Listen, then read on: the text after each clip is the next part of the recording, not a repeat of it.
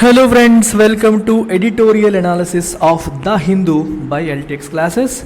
As I told you yesterday, there will be two sessions daily, one completely for mains, another completely for prelims. So you can follow this edition for UPSC mains. In this I will cover Hindu editorials. I will explain editorials in a detailed manner, in a line by line manner.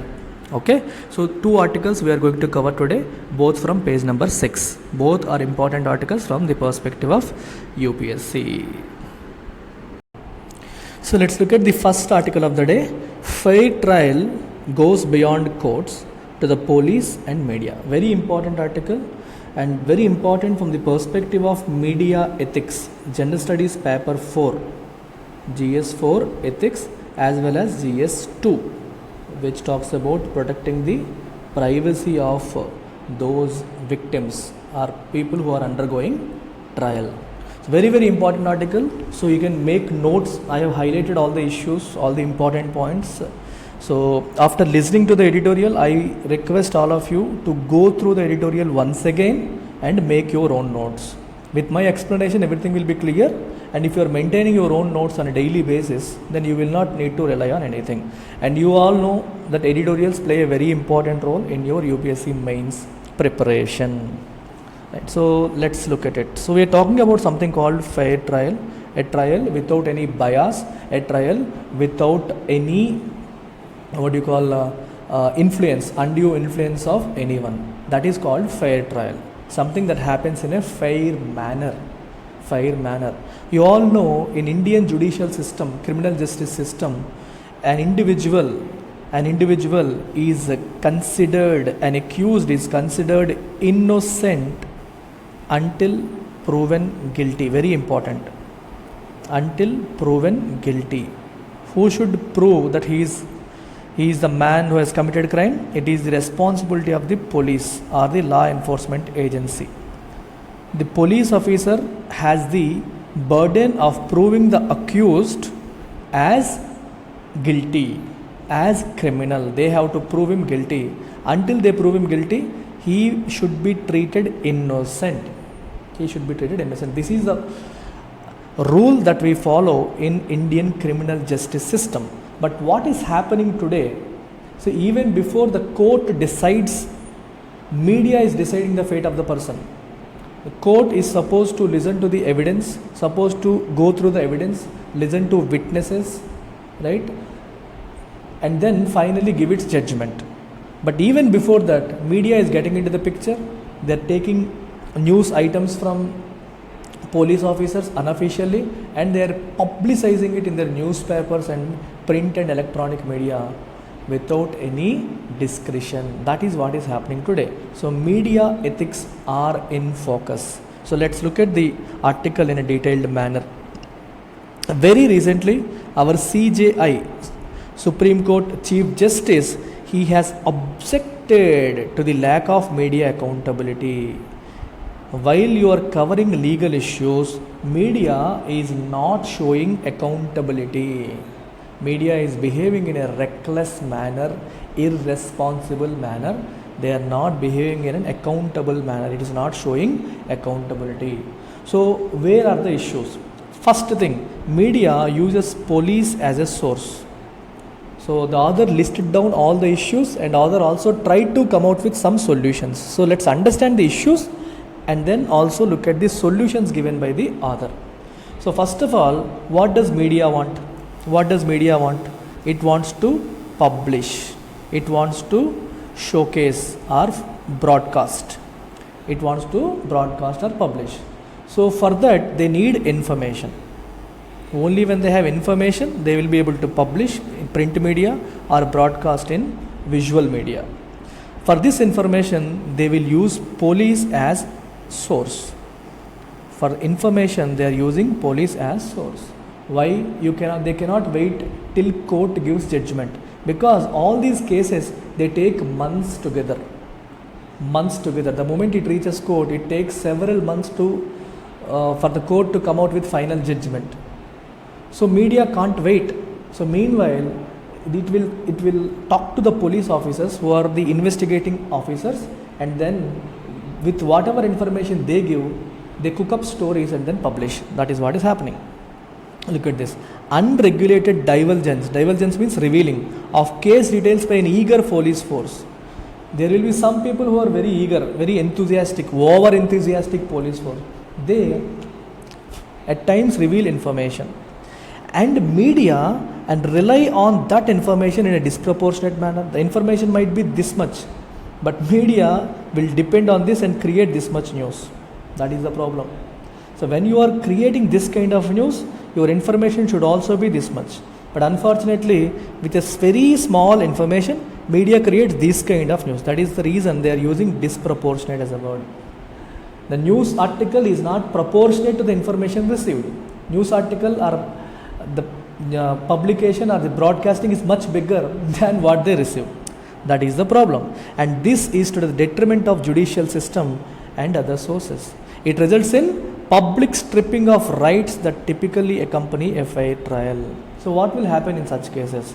So there is this person who is accused, on whom the trial is going on. So this man is an accused and trial is going on, and judge is supposed to pronounce him guilty or innocent. But even before judge tells that this person is innocent or guilty, media is getting into picture. It is taking information from police, and with whatever little information they are receiving, and media is publishing news articles about this person. So it affects his rights. His liberty is at risk. His privacy is at risk. Everything is at risk now. So reportage of this nature violates the presumption of innocence. We have just spoken about it, right?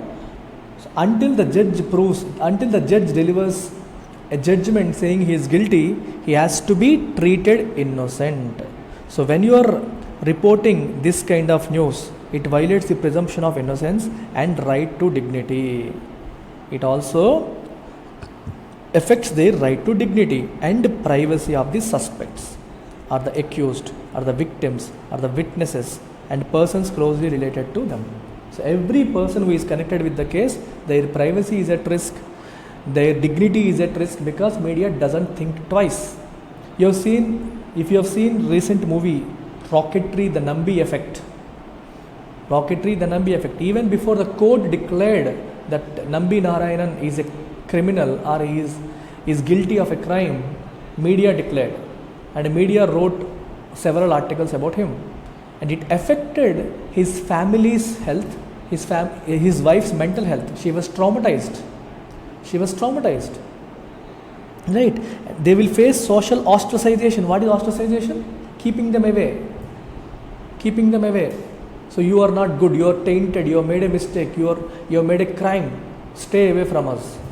So they will all ostracize them, social ostracization. So this is your society, and this man will be asked to move out, or they all will form a group and they will keep him out. They will face these kind of issues, difficulties in retaining employment. At times they might lose jobs. If it's a private job, he might be asked to leave, and making them vulnerable to crime and exploitation. Such people who are already suffering with this kind of mental agony, mental pain, criminals might pull them into crime.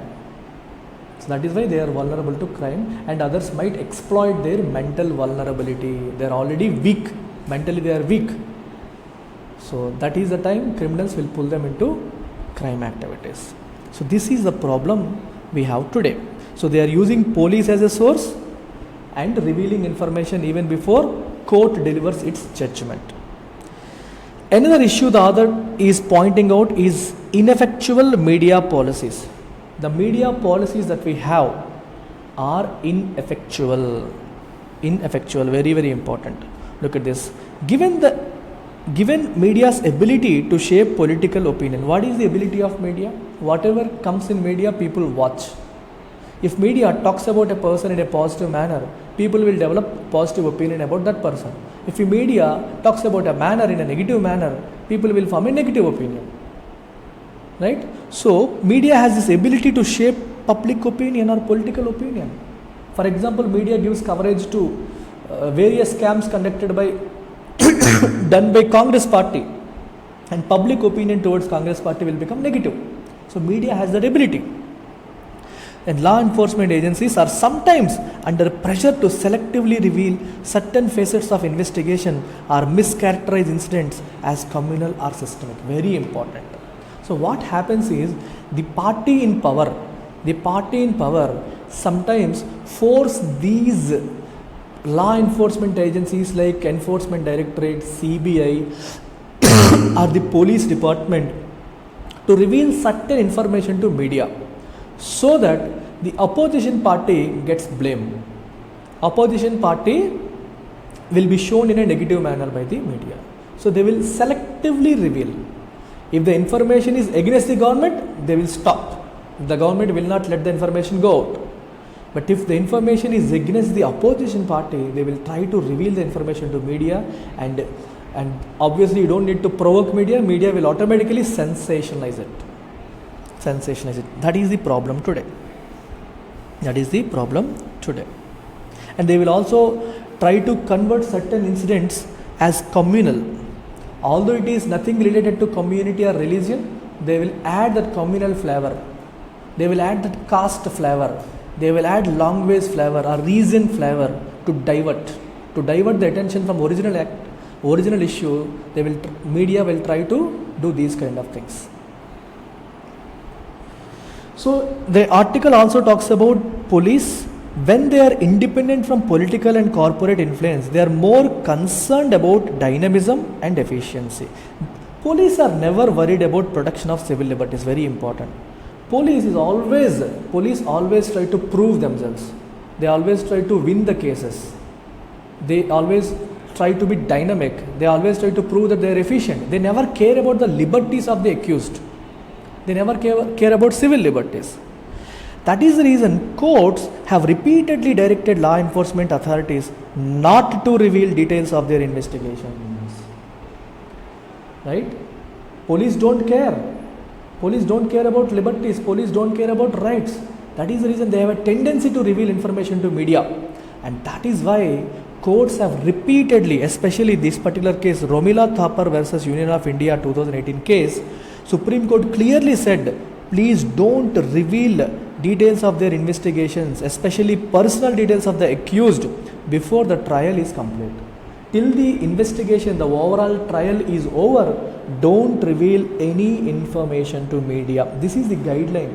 This is what Supreme Court told all these police and law enforcement agencies. Despite this, in spite of this, yes, Supreme Court has said this, but are there any legal restrictions? Is there any law? Think about it.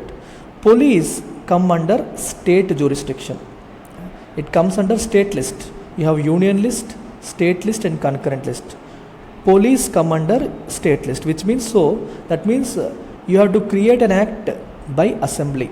So assembly has to create an act to restrict police. Despite these statutory restrictions, which means legal restrictions on police to maintain confidentiality, are rare. So there are not many legal restrictions to maintain confidentiality. Just about some comments by Supreme Court, but there are no legal restrictions by state government. With Kerala being one of the few states to have disallowed photographs and parades of persons in custody within its Police Act. Only in Kerala's Police Act, they have completely disallowed or prohibited revealing the information, especially photographs, right, and parades of persons in custody, right? So they are not supposed to reveal the information. And most other states have issued disparate media policy guidelines. Other states have not created any act, but they have given guidelines with weak enforcement mechanism. When the enforcement mechanism is weak, guidelines won't work. And not many people know about these administrative circulars. Nobody knows what is there in these guidelines. Of course, the Ministry of Home Affairs issued a memorandum over a decade ago. Unfortunately, it is of no value because police is an entity in the state list and not in union list. Because it is an entity in the state list, so they follow the guidelines or the acts made by assembly or the state government. So thus falls primarily within the jurisdiction of state governments. So whatever Home Ministry gives as guidelines will not work here. So this is a problem with respect to ineffectual media policy. What is it that they are talking about? That link between police and media. Should police reveal information or should they not reveal? There are no state level acts restricting police today. Only some comments by Supreme Court, and especially in Kerala there is one act, nothing else. Only in Kerala there is a restriction, legal restriction. But otherwise not many enforceable guidelines. And regulating briefings, very, very important. So this is very, very important. So here the author is talking about, look at this, most police departments do not have dedicated media cells. See, this is police department and this is media. If police department has a dedicated media cell, so they are also police, but they are supposed to respond to media. They are supposed to give information to media. If they have a dedicated media cell, before the person, then it becomes official, right? When you have a dedicated media cell, it is an official divulgence. When you are officially revealing information to media, so this person will discuss with his superiors and he will decide what to reveal, what not to reveal. Entire police station is on the same page. Then you will not reveal controversial issues, you will not reveal issues that should not be revealed. But today, unfortunately, most of the police departments, they do not have. They do not have. If you don't have, what will happen? Media will try to reach out to different people in the police department. They might reach out to SI, head constable, CI. There are people at different levels. So there are people at different levels. At times they try to bribe the police wala to get information, because all they want is masala, masala, right? So that is what they will try to do. So because of which, making officials of all levels authoritative sources. When there is a dedicated cell, only that person is supposed to speak, others are supposed to keep quiet. When there is no dedicated media cell, what will happen? Everybody can speak. And media can reach out to anyone who is eager to, who is over enthusiastic, can reveal information. As a result, what will happen? There is a difference between evidence-based narrative of the criminal cases presented by the police to court and what they reveal to media. Look at this. This is police, and whatever they submit to court, it should have evidence. It should be evidence-based. This is proper. And whatever they reveal to media, there need not be any evidence. They can give any unofficial information which media will take and sensationalize. So there is a difference between what they submit to court, because it has to follow certain process, certain procedures, and in certain order. But here it is different. Here it is different. So it varies significantly from the account provided to news media. So because of which, much to the detriment means harm to the persons involved in the case, and entire criminal justice system suffers because of this. The narratives are different. What you reveal to media is different. That is unofficial, incomplete information. And what you give to court is different. That is completely proper evidence-based information. Because of this variance, everybody involved is at risk of dignity. Their dignity is at risk. Recently, in an ongoing case, People's Union for Civil Liberties asked the Supreme Court to issue guidelines to regulate media briefings by the police. So this particular organization asked the Supreme Court to come out with guidelines. You come out with proper guidelines, enforceable guidelines to regulate media briefings by the police. Only then we can ensure fair trial. So obviously judiciary has no other option but to deliberate on binding directives to police. So now Supreme Court is thinking, deliberate means thinking. It is thinking about coming out with complete guidelines which are binding on police. The police must follow those guidelines. Okay, so we have looked at the aspect of police, the issues with respect to police, right? We have two issues. One, police revealing information to media, and then media doing stuff which is not supposed to do with the information that is receiving from police. Now look at the media aspect, indifference of media. How is media today? It is being indifferent. It doesn't care about individuals. It doesn't care about the accused. It doesn't care about the witnesses. It doesn't care about their dignity. It doesn't care about their freedom, their liberty, their privacy. Media is being indifferent. Media is being indifferent. Media ethics extend beyond verification of facts. Let's say a police officer gave some information. Are you not supposed to verify it? Are you not supposed to verify whether it is true or not? Because it is not official information. You are getting this information in an unofficial way. Media is supposed to first verify. Apart from making sure that the police narratives are accurate before making them public, reporters bear the burden of translating the significance of police versions in a criminal trial. What is the meaning of this? For example, you have received a certain information from police officer. First, media should verify. Second, it has to translate it. What is the meaning of translation? For example, police said something. But what is the meaning of it? What is the significance of it? Let's say he has given an example here. For example, many reports mention arrest without any information about whether such arrests are conducted in the course of investigation or after filing a charge sheet. A police can arrest a person in the course of investigation before filing charge sheet or after filing charge sheet. Two cases: before filing charge sheet or after filing charge sheet. After filing charge sheet means it is clear, because in the charge sheet you are mentioning everything that he has committed. So these are the charges against him. Now it is at an advanced stage, slightly advanced stage.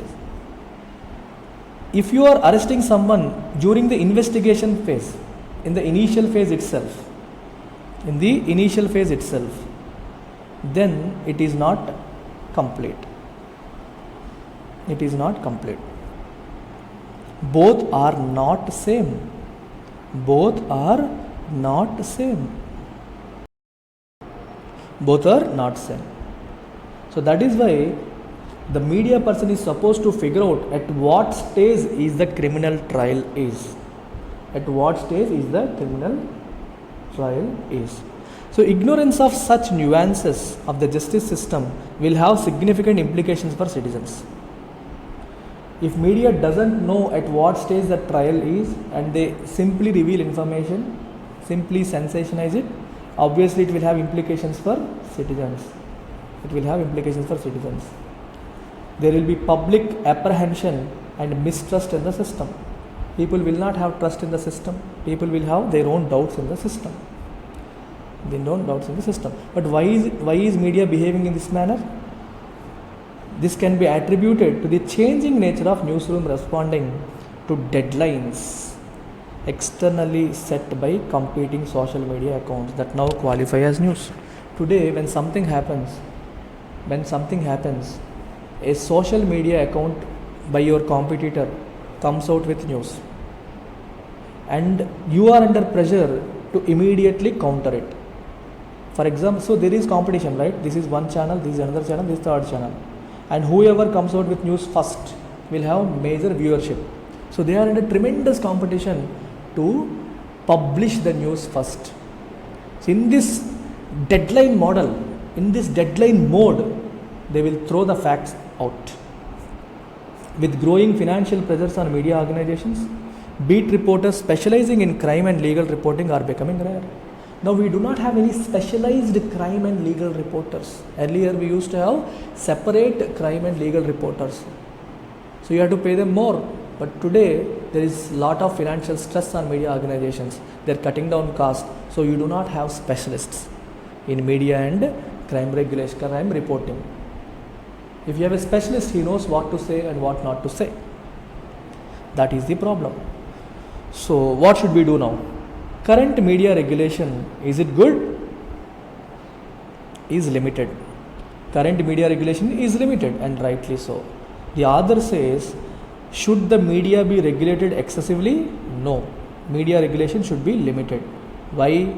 If you regulate media in a stringent manner, excessive government regulation of media is problematic and likely to increase politicization of the press.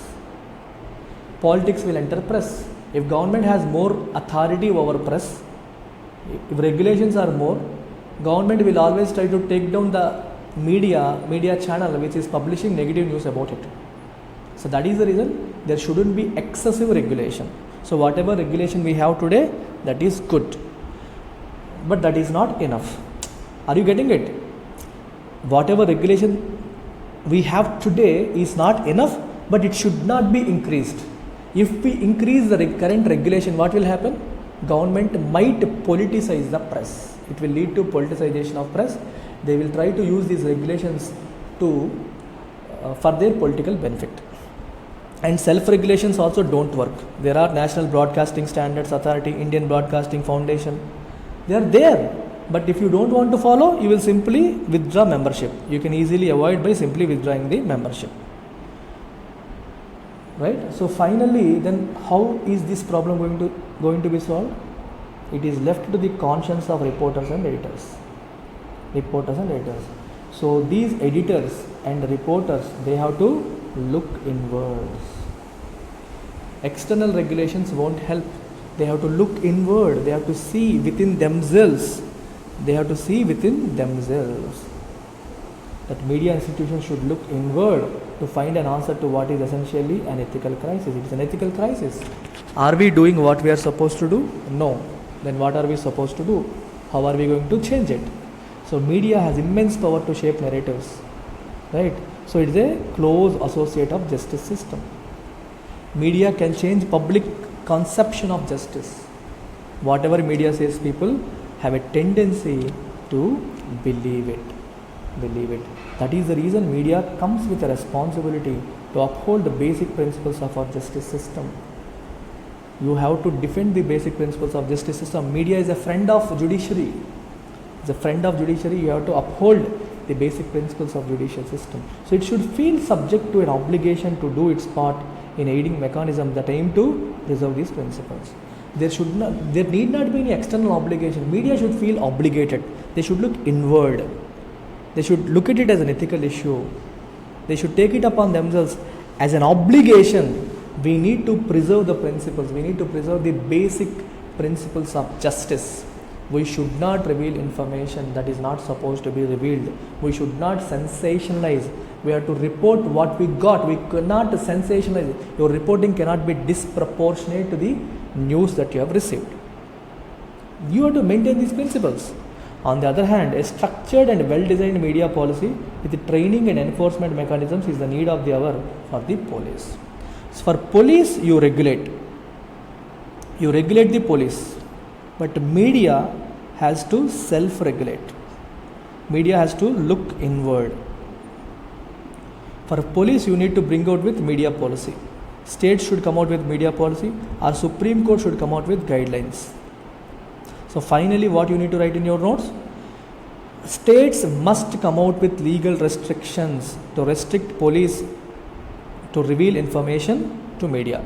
And Supreme Court should come out with guidelines, binding guidelines on media policy of state police. These are the things that need to be done. But with respect to media needs to look inward. They should look at it as an ethical crisis and come out with self-regulation. This is the final conclusion of the article. I hope you have understood. I hope you have learned something out of it. So next article of the day is editorial from page number 6, Space to Learn. So this is about recent failure of SSLV, Small Satellite Launch Vehicle. So this comes under your General Studies paper 3 S&T. Very, very important editorial. Talks about the SSLV in a detailed manner. Very, very important article. So let's look at the article. So what happened? The satellites that the vehicle was carrying failed to be placed into desired orbits and they were lost. So I'll give you some basics before we get into this, because it is an S&T article. You need to know some basics about the terminology. First of all, you are listening to certain words called rocket and satellite, right? And let's understand what is a satellite first, and then we'll move on to rocket. So in space, you have several objects. Let's consider Earth as an object. Okay, what is a satellite? Anything that revolves around another object, anything that revolves around another object in a fixed path, anything that revolves around another object in a fixed path is called satellite. For example, is moon a satellite? Yes, moon is also a satellite, but it's a natural satellite. Natural satellite. So that fixed path is known as orbit. If this orbit is not very far from Earth, let's say less than 1000 kilometers from the surface of Earth, you call it low Earth orbit. You call it low Earth orbit. So what do these satellites do? Satellites do multiple functions. For example, if it is a communication satellite, it will help in your 2G, 4G, 3G, it will help in communication. Communication satellites can help in communication. These are heavy, these are carried by big rockets like GSLV. And there are observation satellites. They are called Earth observation satellites. They are used in weather reporting, mapping, identifying mineral sources, etc. So these are comparatively smaller satellites. So these are generally carried by PSLV, Polar Satellite Launch Vehicle. What are these GSLV, PSLV? They are rockets. They are launch vehicles. What is a launch vehicle? A vehicle which is used to launch these satellites into space. Satellite cannot directly go to space on its own, right? So something has to take it to space. That vehicle is rocket. Until now we had these two, GSLV and PSLV. Today we have another one called SSLV, Small Satellite Launch Vehicle. Let's also look at the process. I will show it to you through certain images. Let's look at certain images and try to understand how rocket launch happens quickly. So in general, a spacecraft, you take a spacecraft or you take a car or you take a person, they are all pulled down by gravitational force. Because Earth has this gravitational force, they are pulled down. That is the reason we are able to stand on it. Instead of floating, we are able to stand on Earth. But you need to take this satellite to space. But gravitational force is pulling you down. So you need a force opposite in direction to gravity, right? You need a force opposite in direction to gravity. How will you create that force? For that we need something called propellant. We need something called propellants. A propellant creates enough force. It is nothing but fuel plus oxidizer. Oxidizer helps in burning. Fuel plus oxidizer. It can be solid or it can be liquid. So liquid propellants are solid propellants. So when you burn the propellant, they create a lot of energy. That force will be in this direction. So when you are burning, they will start burning from top to bottom. And this creates an opposite thrust, that is called opposite force. Newton's third law of motion. Every action has an equivalent and opposite reaction. Because of the burning of propellant, it creates an exactly opposite force in the direction of space. In the opposite direction of gravity, this thrust takes the satellite upwards. This is how rockets take these satellites upwards. And what happens when it goes to space? After going to space, rocket and satellite will have to be separated. They will be separated because the job of rocket is to keep the satellite in the orbit. When you reach the place, what will you do? You will drop it. I will show you this image, you will understand. Look at this, you will understand it here. So this is the satellite, right? And rocket has dropped it, and this is the orbit. So rocket was going in this direction. And carrying satellite. But rocket left it. they were detached. Rocket and satellite were detached. Now this satellite, instead of moving in this direction, it started moving in orbital direction. Why? Instead of going straight, it started moving in this direction, and it starts circling the earth. What is the reason for that? You all know it. You all know the reason. Let's look at another image and find out why is that happening. The momentum is in this direction, but the gravity is in this direction, because of which it bends and moves in this direction, and it keeps rotating the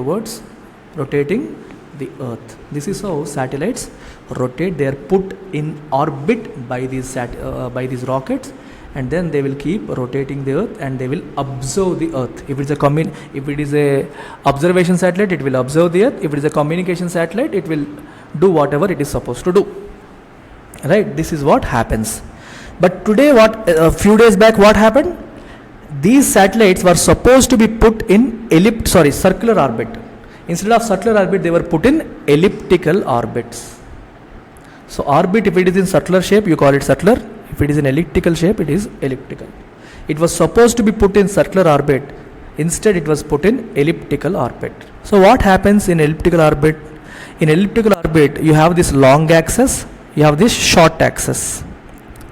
And in this particular case, the short axis is just about 74 kilometers from the surface of Earth. Long is 356 kilometers from the surface of Earth. So just because it is just 74 kilometers, it is within the atmospheric range. It is within the atmospheric range, and atmosphere will apply drag. There will be atmospheric drag on the satellite. All the gases that are there in atmosphere, they collide with the satellite.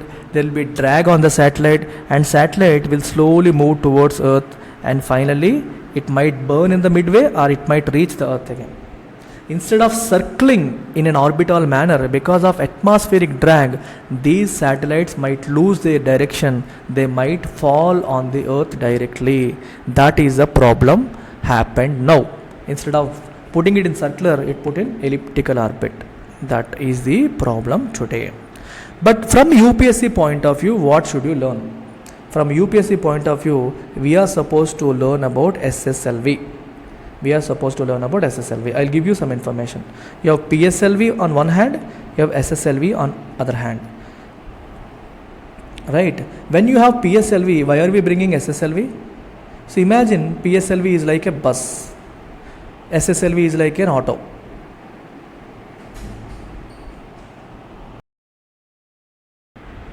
So PSLV is big in size, SSLV is small in size. So since it is big, let's say this is the space that it carries. SSLV, since it is small, let's say this is the space it carries. So you have a small satellite. Let's assume you have a small satellite, and you want this satellite to move to space. So if you want to send this satellite using SSLV, so this is only this it only occupies this much space. Will the bus start when only one person enters the bus? The bus will wait. The bus needs to be, if it is a private bus, it's not a government bus, it's a private bus. They will wait for the entire bus to be filled. So even if you have a satellite, even if you want to send it immediately to space, you will not be able to send it till there are more such ones which fill the entire space of PSLV. You will have to wait, or you will have to wait till a big satellite comes and fills this space, and you can use the limited space that is available. But with SSLV, how that problem is resolved, because SSLVs can carry smaller ones from 10 kg to 500 kg. Even a 10 kg satellite also can be sent using SSLV, and SSLV takes only 3 days for integration or assembling, whereas PSLV takes 70 days. And SSLV, only 5 to 6 scientists are enough to integrate it. For PSLV, you need 50 to 60 scientists to work simultaneously. And SSLV comes at 1/10 the cost. 1/10 cost of PSLV. So very, very economical. SSLV uses solid propellants. PSLV uses liquid propellants. This is easy to manage and economical. This is complex. So multiple differences between SSLV and PSLV. So you can see it here. It is just 2 meters in diameter, only 35 meters height, much smaller than PSLV, right? Much smaller than PSLV. It uses solid propellants, so more economical, easier to handle compared to liquid propellant stages of PSLV. And it has the flexibility to launch multiple satellites and can be launched on demand. Just 3 days and 5 people are enough. And it requires minimal launching infrastructure. That is the reason it is very attractive for commercial Earth observation satellites and communication satellites, smaller ones, right? That is the reason SSLV are being promoted. Unfortunately, today it failed. So launch was successful, but because of some sensor failure, it was not able to put it in the orbit. So why is it that in India the cost is less?